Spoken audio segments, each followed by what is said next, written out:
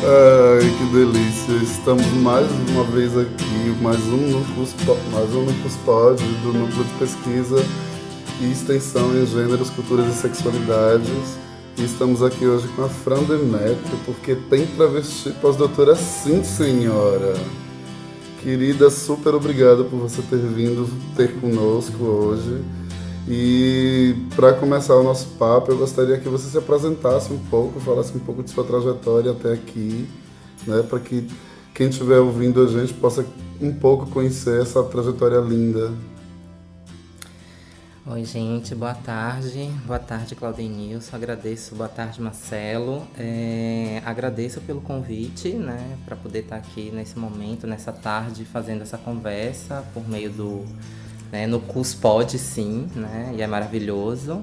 E dizer que também espero poder contribuir, né, por meio dessa conversa com novas perspectivas de pensar, sobretudo, a diversidade humana, né, as formas diferentes de existir, as lutas políticas identitárias, por que elas existem, né, e por que elas são tão necessárias na perspectiva de pensar justiça social, conquista de direitos, enfim.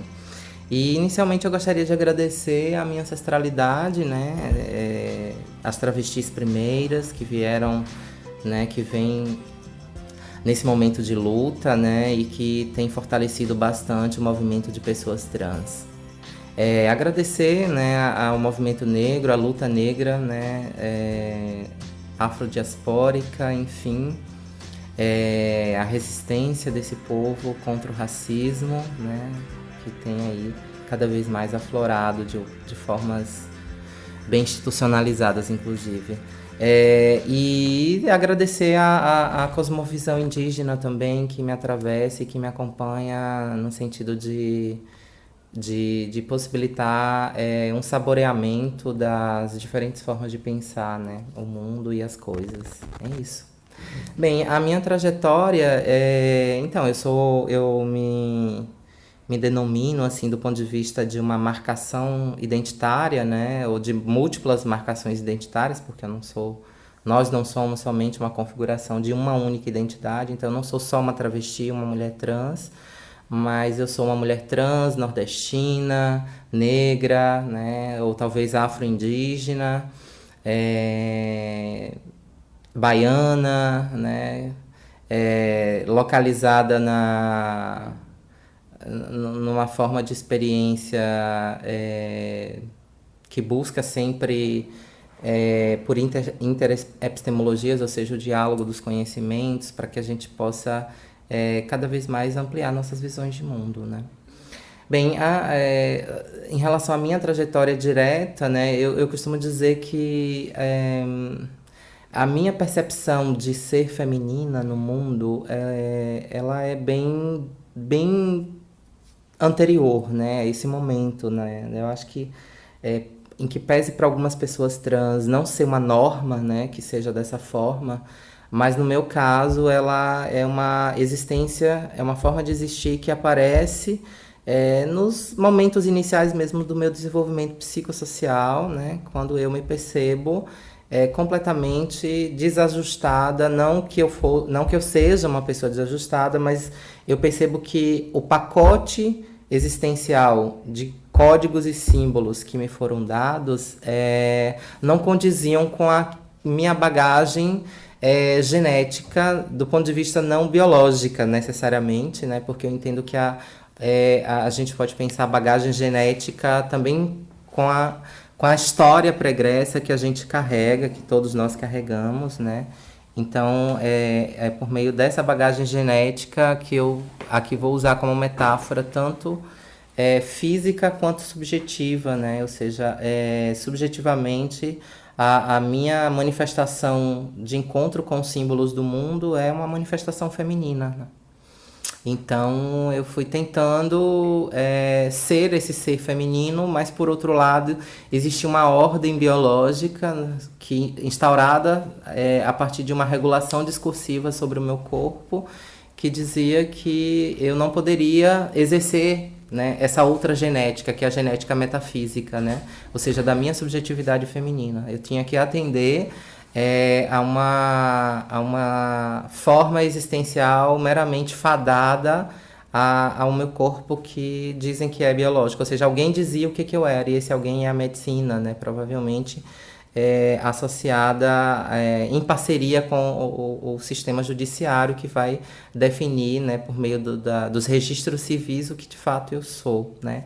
Então, esse foi um dos meus primeiros conflitos psicológicos, né, desse desencontro entre aquilo que a minha subjetividade dizia que eu era, na relação com o mundo e com as pessoas nas quais eu convivi, sobretudo com a minha mãe, que é a minha maior inspiração de vida, de mulher, de ser humano, de cuidado. Eu amo a minha mãe, né, e reconheço tudo que ela fez por mim. A dedicação a uma mulher que se abdicou de si para exercer a maternidade em relação a mim, a meu irmão, e exerceu muito bem. E, por outro lado, ela viveu muito pouco, né, do ser mulher dela, né, em prol do se deixar levar a vivência pela maternidade. Isso também é uma questão muito difícil para muitas mulheres, né? Enfim, mas eu tentei fazer esse caminho, guardei a Fran por um dado momento, né? Porque eu sabia das violências que, como vai dizer a Bruna Benevides, né, uma travesti que faz parte, integra a ANTRA, Associação Nacional de Travestis e Transsexuais do Brasil, ela vai dizer que o primeiro contato de uma travesti, de uma pessoa trans no mundo é com a violência, né? E é uma violência muito absurda, né? É uma violência que dói, que machuca, que ela não é palpável. É uma violência que ela se repete abstratamente o tempo inteiro e que ela introjeta, ela penetra, né, a nossa subjetividade. Então, a nossa subjetividade trans, ela é marcadamente definida pela violência, né? E superar isso é um dos maiores desafios para a gente poder existir com dignidade, com amor mesmo, né? Não deixar que essa violência nos faça que a gente responda como resultado de existência da vida também com violência, né? Como que a gente consegue... Então eu tentei pensar isso, né? E uma das táticas, e aí foi tática mesmo, de sobrevivência que eu encontrei, foi tentar me esconder, né? Me esconder no sentido protetivo mesmo, né? Eu sabia que eu não era gay na minha adolescência, eu não me identificava com o universo de ser uma bicha, de ser um homossexual, como nos termos médicos, que também é um termo médico, né? Mas que a gente ganha a categoria êmica de gay, de bicha, de viado. Não me identificava, mas me identificava com as funções do fato de ser mulher, né? Mas, por outro lado, vinha a grande contradição, né? A sociedade dizia que para ser mulher, só se pode ser mulher se tiver um corpo biológico de uma mulher, né? Ou seja, com todo o arcabouço anatômico que o discurso científico médico vai atribuir sobre o que é o corpo da mulher e sobre o que é ser mulher, né? Então, a partir do momento que eu supero isso, né, e obviamente que eu não supero ainda nesse momento inicial da adolescência, né, porque eu ainda continuo vivendo a forma, que eu diria, de opressão masculina que me foi imposta desde o berço, né? A exigência da minha mãe para que eu apresentasse comportamentos masculinos, né? Enfim, que eu fosse o homem que estava designado de acordo com a minha genitália, né? Corporalmente definida. E aí, quando eu, enfim, entendo que, de fato, a minha mulheridade, ela precisava, por um momento, ficar latente, né? Porque ela sempre esteve comigo, né? Então, eu tive que deixar ela latente. E aí eu vou usar, assim... Hoje eu entendo a minha estratégia, né? Quando eu começo a estudar e ler os escritos dos autores decoloniais, né? Como, por exemplo, a própria Donna Haraway, né? Quem eu posso mais citar aqui? O Kim Hano, o Bruno Latour, quem eu posso dizer mais? O Frantz Fanon, sobretudo, né? Nesse momento aqui que eu gostaria. A Viviane Vergueiro, né? que foi uma... Depois eu falo da Vivi, que a Vivi é um ponto... Um capítulo à parte. Talvez o capítulo mor, né? Desse livro da minha vida, assim, trans. Então, assim... Enfim, tiveram outros autores decoloniais, o professor Joás e Bernardino Costa da UNB também, os escritos dele me ajudaram bastante, a Carla Cotirene, enfim. Então, quando eu começo a conhecer, mas sim, principalmente, né, a obra do Frantz Fanon, Pele Negra, Máscaras Brancas, eu entendi, né, a minha tática de sobrevivência para poder chegar onde eu cheguei hoje, né, ou seja, para poder existir uma travesti na minha forma de conduzir, né? Essa minha trajetória de tentar amenizar os efeitos das violências e poder ter um escudo protetor. Obviamente que eu não estou dizendo que tem que ser assim, que a trajetória, né? A minha trajetória ela tem que ser repetida por outras pessoas. Não, ela é uma trajetória, ela é inclusive uma trajetória única, porque só eu vivi do modo como eu vivi, né? Mesmo que outras pessoas reproduzam, elas vão ter outras experiências, né? E outras formas de lidar com os enfrentamentos que irão surgir, com certeza.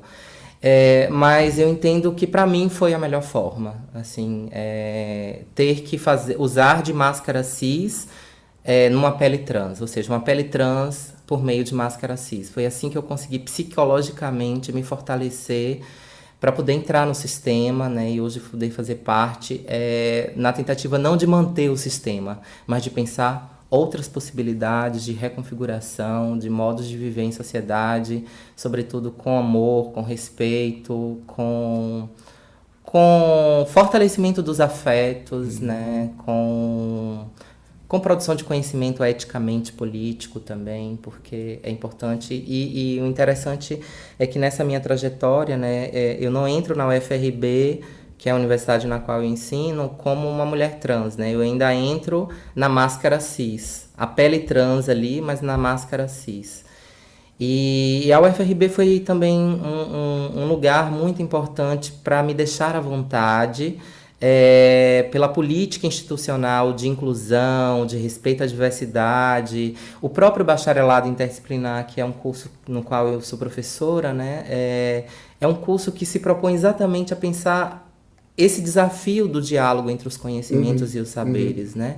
Então, nos componentes que eu estudava, que eu estudo para dar aula, tem a abordagem de gênero e sexualidade, que também foi muito importante porque foi uma inclinação que me provocou a estudar sobre isso. Então, estudar também é importante para você se entender, né? E para fechar, falar da Viviane, né? E aí, nesse interim, né, do BI e os estudos de gênero para dar aula no BI, sexualidade e saúde, eu conheço o movimento social de Trans para Frente, conheço a Viviane Vergueiro e aí começo a pensar outras reconfigurações, outras imagens que eu ainda não tinha de ser uma pessoa trans, inclusive dentro do espaço de descolonização do conhecimento, né? Então, a Viviane, ela é esse amálgama que sai de um vulcão e que possibilita essas novas formas de pedras trans de ser, né? Pelo menos para mim, né? Viviane, ela tem esse significado decolonial. E eu acho que pensar nesse projeto, nesse giro decolonial, né? Que você propõe dentro do campo da nutrição, em alguma medida, que é de onde você vem, efetivamente, né? O modo como isso se reconfigura na sua vida, o modo como isso se refaz o tempo inteiro, saca? E eu fiquei pensando assim, dentro dessa ecologia de saberes que você passou a trabalhar no pós-doutoramento, como é que você tem visto essa perspectiva de novas configurações, novas formas de conhecer e de se dar a conhecer, né? Então, eu diria que, assim, eu não sei nem se eu tenho bases espirituais, porque eu não acredito só na matéria, né? Eu acredito... E aí eu penso a subjetividade como uma coisa também muito... como se fosse fractais em camadas, assim, né? A espiritualidade, ela pode ser a subjetividade, ela pode ser as abstrações. Então, eu acho que a subjetividade, a espiritualidade, ela envolve tudo isso, né? Várias outras dimensões daquilo que você não consegue tornar matéria, mas ela é talvez ela é a maior, porque a matéria não tem sentido sem a subjetividade, né? A gente só dá sentido à matéria por meio da subjetividade. A gente se constrói, né? Exato, né? né? Espiritualmente, exatamente. abstratamente, Então, enquanto sujeito o tempo inteiro. Então, eu diria que nesse encontro espiritual, assim, a oportunidade de ter conhecido o Ilan Ben-Sussan, o filósofo Ilan Ben-Sussan, num encontro, assim, muito aleatório da vida, assim, porque eu conheci Ilan de uma forma muito decolonial mesmo, porque foi por meio de uma outra filósofa num evento sobre decolonialidade do pensamento. Essa filósofa assiste um trabalho que eu apresento, que foi um trabalho, inclusive, que o Labitrans, lá do UFRB, desenvolveu, que era a tentativa de pensar as interepistemologias e as intermedicalidades, ou seja, que tipo de práticas terapêuticas existem no recôncavo. É só a biomedicina que o estudante de formação em saúde da UFRB vai ter que saber? Não. Ele tem que saber que existem práticas de cura que são afro-brasileiras, indígenas, populares, entre outras, né?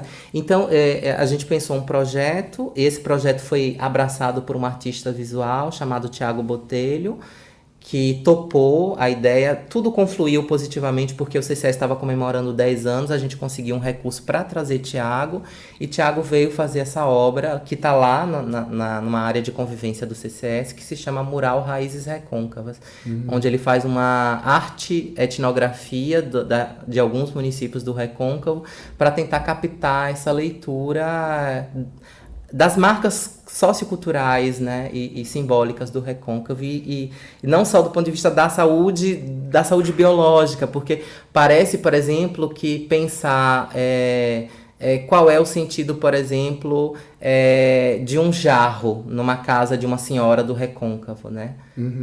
Então, o jarro é saúde, né? Ali é água potável. É água, exato, né? Então pensar esses outros lugares onde a saúde está. A casa arrumada é saúde, por exemplo, né? E Tiago consegue captar isso. A dança, o samba faz parte da saúde, né? Isso, provocar esse outro olhar mais ampliado, menos reducionista e menos biologicista do estudante da saúde, para que ele olhe a saúde muito mais ampla, e que a saúde ela nunca vai ser um objeto modelo determinado, né, fechado. Ela sempre vai agregar. Ser, né? E não tem que ser, né? A saúde, você falou que a questão da nutrição, eu tenho trabalhado a nutrição também por essa linha decolonial. Ainda não tem nada que eu consegui. Tem um trabalho que eu escrevi, mas que ele faz um lance inicial dessa proposta, mas assim, nem chega a mencionar a decolonialidade, mas é algo que eu quero também desenvolver para contribuir, para pensar. Aí, conta um pouquinho pra gente, Fran, quais são os resultados que você traz dessa sua pesquisa do pós-doc, né? Pronto. Então, é isso que eu acabei fazendo a digressão, mas eu queria dizer isso, que esse meu momento existencial da vida possibilitou também conhecer o Ilan, né? Porque foi por meio de conhecer o Ilan que o pós-doc veio. E por sorte minha, porque foi tudo forças cósmicas, universais, o universo conspirou, porque exatamente saiu o meu prazo de afastamento. Então eu conheço o Ilan e saiu o prazo de afastamento. Ou seja, poderia ter acontecido de sair o prazo de afastamento e eu não ter orientador.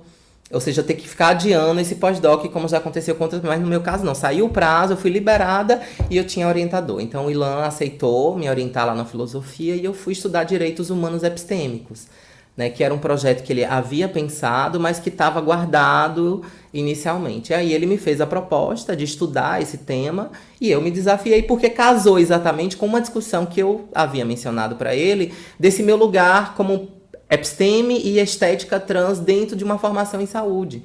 Então, qual é o meu direito epistêmico de estar ali, né? Eu posso falar, eu posso ser escutada, qual vai ser minha credibilidade epistêmica ali dentro? E que tipo de outras epistemologias eu posso trazer para pensar corpo, saúde, nutrição, cuidado?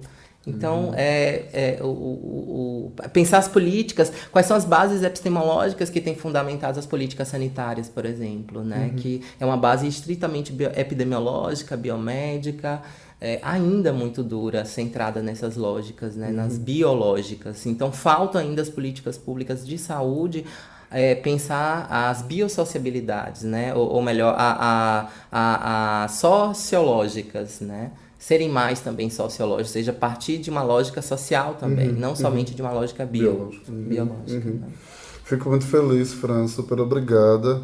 E a gente vai ficando por aqui pensando que no CUS pode sim e que outras coisas virão e outras conversas boas como essa a gente vai fomentando, tá, amore? Super grata e vamos que vamos. Tá bom, eu agradeço, sinto pelo tempo ser pouquinho, mas fica também como provocação inicial. Acho que a gente não. Também quando a gente fala tudo, talvez possa não possibilitar o interesse para querer buscar mais e até ampliar o que eu estou aqui trazendo como abordagem e discussão para esse no Spot. Muito obrigada.